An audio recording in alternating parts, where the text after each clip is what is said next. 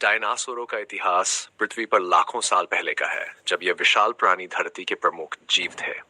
डायनासोरों का उद्भव ट्रायसिक युग लगभग 230 मिलियन साल पहले में हुआ था और उनका विलुप्त होना क्रेटस युग लगभग 66 मिलियन साल पहले में हुआ।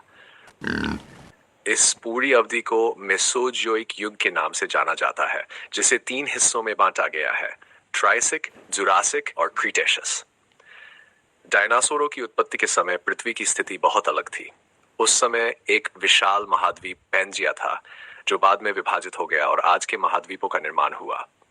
डायनासोर विभिन्न प्रकार के होते थे, कुछ शाकाहारी, कुछ मांसाहारी और कुछ सर्वाहारी।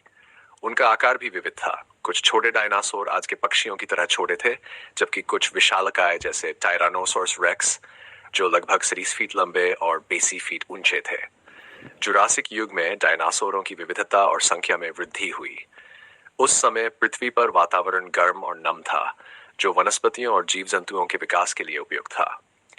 इस युग में ब्राचियोसॉर्स और स्टेगोसॉर्स जैसे विशाल शाकाहारी डायनासोर प्रचलित थे, वहीं अलोसॉर्स जैसे मांसाहारी भी इस युग में अत्यधिक सक्रिय थे।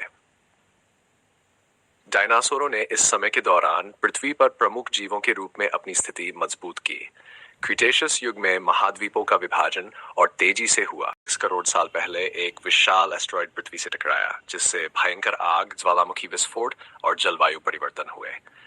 इस विनाशकारी घटना ने डायनासोरों का वातावरण बदल दिया, जिससे उनके जीवित रहने की क्षमता खत्म हो गई। इसके परिणाम स्वरूप डायनासोर विलुप्त हो गए और पृथ्वी पर उनका युग समाप्त हो गया।